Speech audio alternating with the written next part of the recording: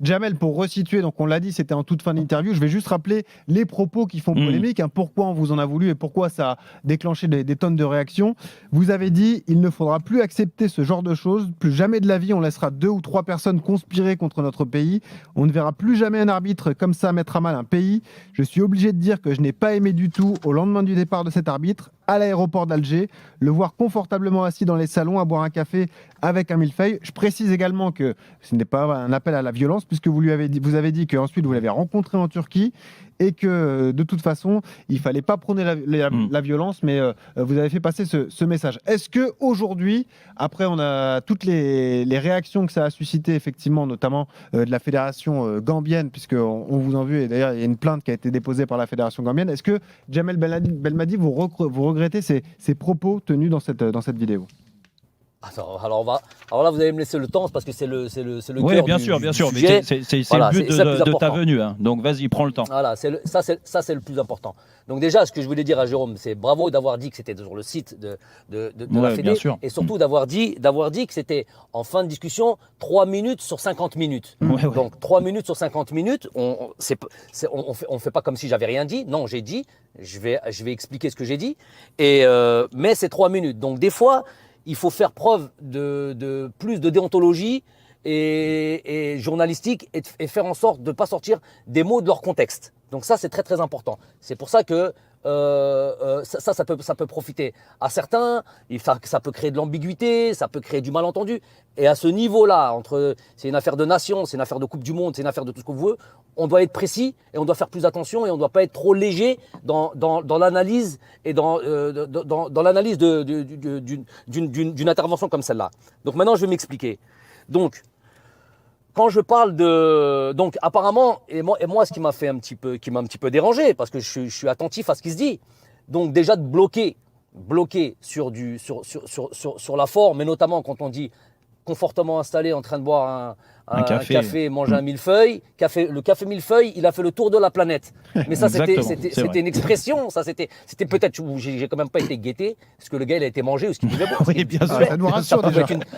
Voilà, vous vous rendez compte, moi, ça me fait mal de devoir me rabaisser à ce point-là et d'expliquer ça. Justifier, voilà, et de laisser le fond de ce que je vais pouvoir dire maintenant. Ça pouvait être un thé avec une tartelette, hein, ça peut, oui, bien sûr. Ou peut-être rien. Attention, ça va faire le buzz maintenant, le thé et la tartelette. Alors voilà, donc c'était peut-être un thé avec une tartelette ou autre chose s'ils veulent.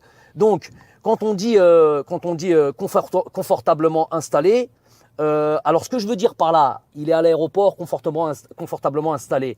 Et je dis bien, je dis pas qu'il faut le tuer. Alors là, on est resté bloqué. Donc c'est encore heureux mais c'est une expression, ça de dire. C'est comme quand on dit, je sais pas, on vous reproche quelque chose, que nous reproche éternellement un petit truc, un banal, et que tu dis, c'est bon, j'ai tué personne.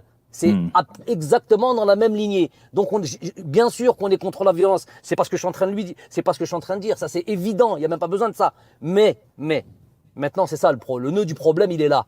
Quand je dis qu'il est confortablement installé, ce que je veux dire par là, il y avait un côté, je nargue, je viens, je fais. Déjà, la première des questions. J'ai rien à me reprocher, en gros.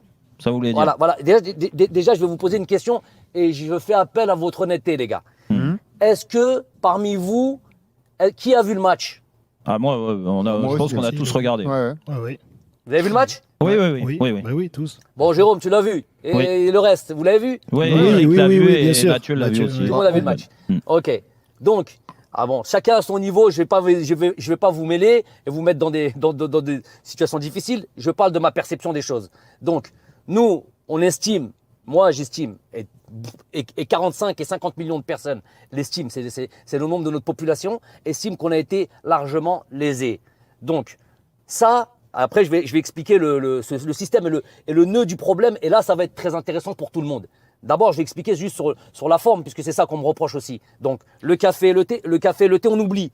L'expression, on va pas le tuer, on oublie aussi. Ça, c'est une expression pour ceux qui savent entre les lignes. Juste, si je peux me permettre, la fin de la phrase est la plus gênante dans cette intervention parce qu'effectivement, vous dites il a enlevé l'espoir de tout un peuple et on le laisse comme ça. Oui. Je ne dis pas qu'il faut le tuer, mais il ne faut pas le laisser tranquille. Et c'est ça qui est peut-être mal interprété, Jamel. Alors, c'est là. Alors, merci de le préciser. Je vais expliquer ça. C'est le nœud du problème. Ça. Et ce n'est pas un truc qui date d'aujourd'hui. Ce que je veux dire par là, c'est que le gars, ce côté, il vient, il est installé comme ça.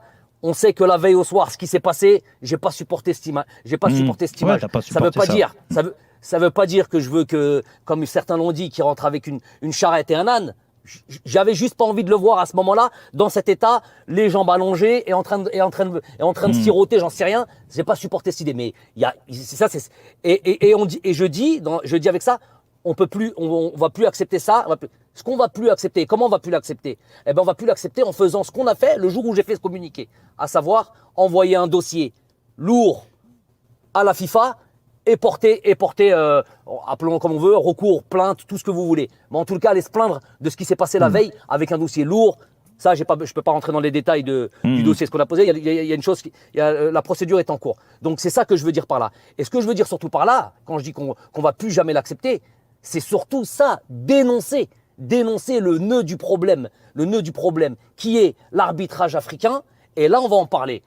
Moi, en gros, cette intervention-là, qu'est-ce qu'elle est? C'est quoi ça? C'est juste la goutte qui a fait déborder le vase. Si vous voulez faire vraiment un vrai travail, et ceux qui veulent vraiment faire un vrai travail, et ceux vraiment qui sont impliqués dans le football africain, qu'est-ce qu'ils font? Ils regardent, et puisque je suis concerné, et puisque c'est de moi dont on parle aujourd'hui et de mon intervention, qu'est-ce qu'on fait? On regarde sur les 3-4 dernières années, plus ou moins, toutes mes conférences de presse, que je gagne ou que je perds. Gros souci, très grand problème au niveau de l'arbitrage. Mais très grand problème au niveau de l'arbitrage. Comment problème? Pas un problème juste de compétence. C'est pas ça.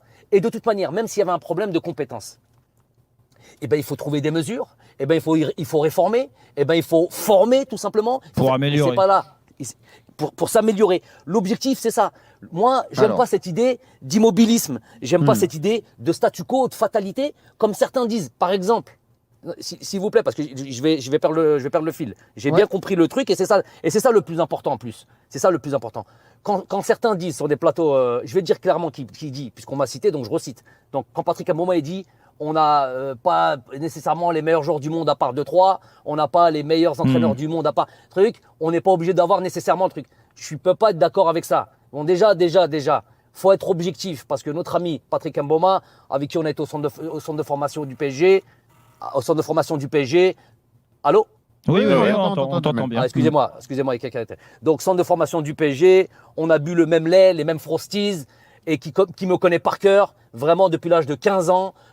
Je peux estimer jusqu'à son intervention que c'était un ami, on est en échange régulier. S'il avait un truc, une divergence, les divergences, il n'y a pas de problème avec la divergence. Mais d'aller sur un terrain qui est borderline et me faire passer pour ce que je ne suis pas et surtout lui qui me connaît parfaitement, c'est malhonnête, intellectuellement c'est malhonnête.